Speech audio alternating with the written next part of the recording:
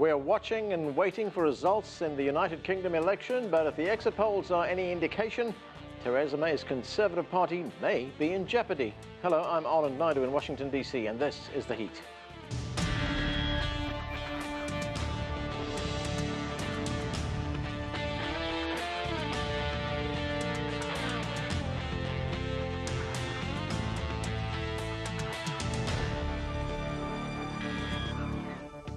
British Prime Minister Theresa May gambled her future by calling for a snap election, and it appears her decision may have backfired.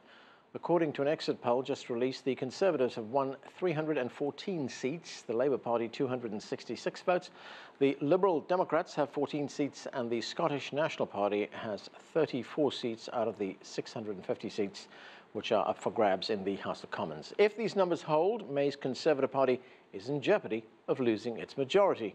We begin our coverage with CGTN's Richard Bestic. Richard, right now, the Conservatives have 12 seats, or they are rather 12 seats short of a majority. What does this mean for Prime Minister May and her party? Well, Anand, the UK Prime Minister Theresa May really is taking the political heat as we end the day of voting. This exit poll is shocking on a number of levels. First, if it's in any way correct, the UK Prime Minister can be looking at leaving her job very soon. Then, of course, there is the implications for the Brexit negotiations, which get underway. Now it's midnight, they get underway in 10 days from now. She called this election to bolster her hand in those negotiations, to give her a stronger parliament so she could force through her deal on Brexit that will be negotiated over the next 2 years. If it has failed, we have, far from what she wanted, strong and stable government, very unstable government, very weak government. That will go down badly in Brussels. They don't necessarily care who takes the top political job in Britain, but what they want is somebody that they can be sure of being in position for the next 2 years. In other words, they want stable government in Britain. If this exit poll is correct, it is disastrous for all that. It will create an unstable situation. Indeed, Anand, we could be back here with another general election in 6 months because we find that is unworkable. Now, here are some health warnings. Firstly, the pound declined earlier in the evening by 2% against the dollar and the euro, purely on the basis of the uncertainty that that exit poll would bring to British politics and its relationship with the rest of Europe. The pound has stabilised. Now that suggests that traders are banking on the fact that this exit poll is wrong. Significant. They're putting their money where their mouths are. There's also some very few results coming through where the swing to the opposition Labour Party, which is, according to this exit poll, going to gain 34 seats, isn't as great as the exit poll itself suggests.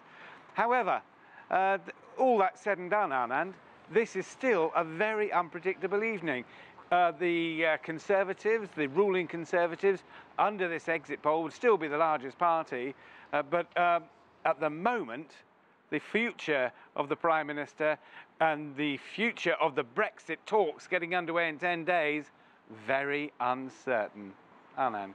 Richard, just a few weeks ago, Theresa May led in the polls by 20 points over the opposition leader, Jeremy Corbyn. Then, of course, there were the 2 terrorist attacks in Manchester and London. Did these attacks impact the election? The general perception in Britain is that there's little evidence to suggest that those terrible events in both Manchester and London did impact on the voting of the British electorate. They were awful events, but people put them down to events outside the day-to-day control of the government. In other words, for a few days, they entered in so much as there was a debate about security in Britain. But this election, this snap election called by Theresa May when her opinion poll rating was in some cases 25 points ahead of the opposition Labour Party, was called purely on this to strengthen her hand for the Brexit talks so she could have a compliant parliament. If the exit poll is correct, of course, that is thrown out the window. A disaster for her, a disaster for her party, and probably the end of her prime ministerial run, short as it was. One thing here, though, Anand, I won't call it a margin for error, but in the 2015 election, the exit poll was 15 seats out. In other words, all the major broadcasters in Britain were calling a hung parliament in 2015. Under the leadership then of David Cameron, they came in with a safe overall majority. The exit poll was 15 seats out. But even if it was only 15 seats out, Theresa May would still be damaged goods. If she came in with, say, 30 seats, a 30-seat majority, doubled her current majority, she might be safe. At the moment, though, it's all up in the air. Thanks, Richard. That's CGTN's Richard Bestic reporting from London.